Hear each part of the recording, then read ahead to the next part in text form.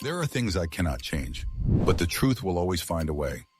These haunting words, written by Hollywood legend Gene Hackman, were discovered in a hidden safe after his death. But what truth was he trying to protect? And why did he live in quiet dread, keeping secrets that could shake the very foundation of Hollywood? Gene Hackman, the man who brought us unforgettable characters in films like The French Connection and Unforgiven, lived a life of but behind the glitz and glamour of Hollywood. His final days were shrouded in secrecy, isolation, and unanswered questions. For years, the public believed that Gene Hackman was living a quiet, healthy life in retirement. But as investigators uncovered a hidden safe in his Santa Fe mansion, a very different story began to emerge. The safe, concealed behind a false wall in Hackman's study, was no ordinary vault.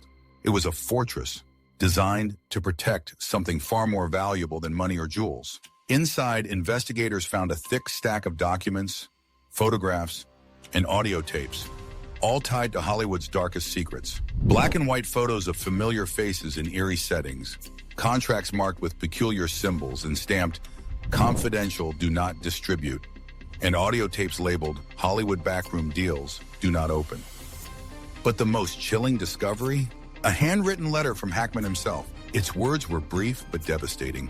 "There are things I cannot change, but the truth will always find a way." What truth was Hackman referring to? And why did he feel the need to hide it? As investigators delved deeper, they uncovered a list of names, Hollywood's most powerful figures, many of whom had vanished under mysterious circumstances. Some were marked missing, others were labeled silenced or blacklisted. Jonathan West, an Oscar-winning director, disappeared after rejecting a major studio's project. Elaine Carter, a starlet who hinted at Hollywood's dark corners, was never heard from again. Michael J. Reeves, a gifted screenwriter, was erased from the industry after a minor studio clash. The deeper investigators dug, the more a grim truth began to dawn. Someone or something had orchestrated these disappearances.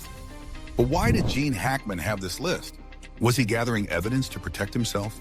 Or had he stumbled into a tale far murkier than anyone could have imagined? Another handwritten note surfaced in the safe bearing a single stark line.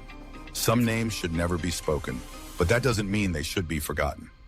This suggested Hackman knew how vital these names were and somehow felt compelled to record them.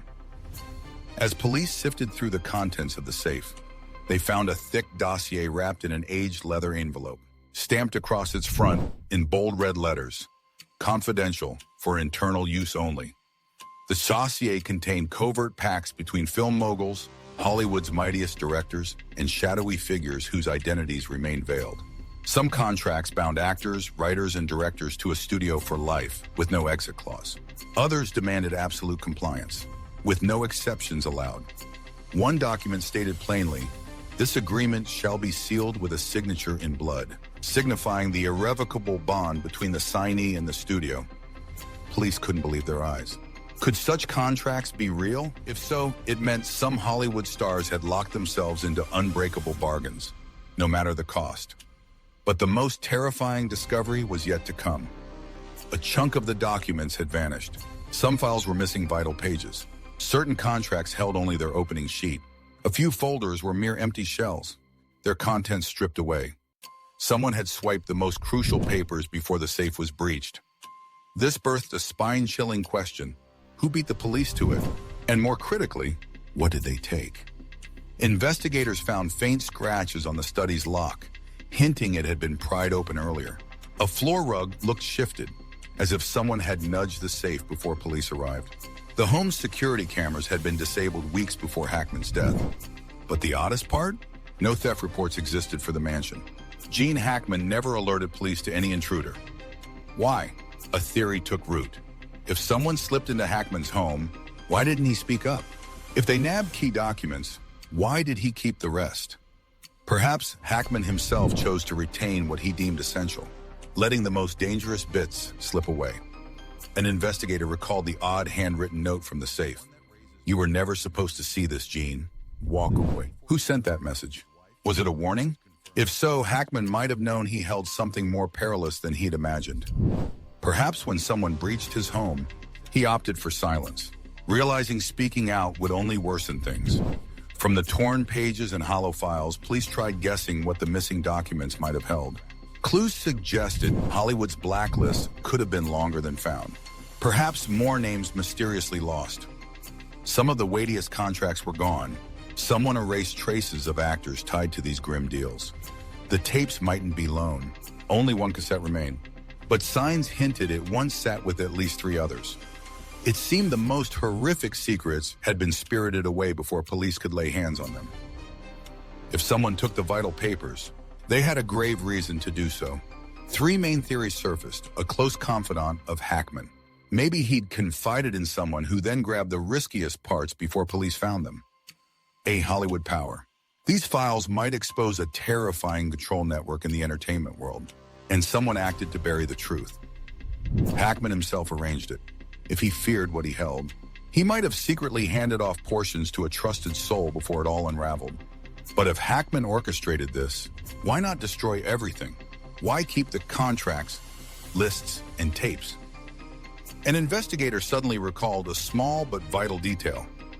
Inside the safe, police found a stack of blank papers stamped, restricted, not for distribution. The sheets were bare, but bore traces of writing erased with special chemicals. What did this mean? Perhaps the missing files weren't stolen. Maybe Hackman or someone else deliberately wiped them clean. If someone risked breaking into Gene Hackman's mansion to nab documents before police, it signaled what vanished might hold Hollywood's most shocking truth. But who has them now? And what's their next move? As police pressed on, a call came from an unknown witness. The voice on the line spoke softly but tensely. You're looking for the wrong documents. The real ones are still out there. Hollywood was never wholly pure, but if what's lost is so dire someone stole it to hide, then perhaps this truth doesn't just reshape the entertainment world, it could shake the globe. In the dim interrogation room, investigators sat hushed, poring over the remnants from Gene Hackman's safe. What they held wasn't mere evidence. It was a mystery too vast, too shadowy to unveil openly. Hollywood, the land where dreams are spun, stars are born, but also where appalling truths are buried forever. Gene Hackman tried to leave a warning, but did he truly believe the truth would break free? His letter closed with a cryptic line, I tried to fight, but some wars are not meant to be won. Perhaps Hackman realized he couldn't topple this force. Maybe he resisted but couldn't break loose. Or worse, he knew even if the truth surfaced, those behind it would never fall. So who really stood at the helm of it all?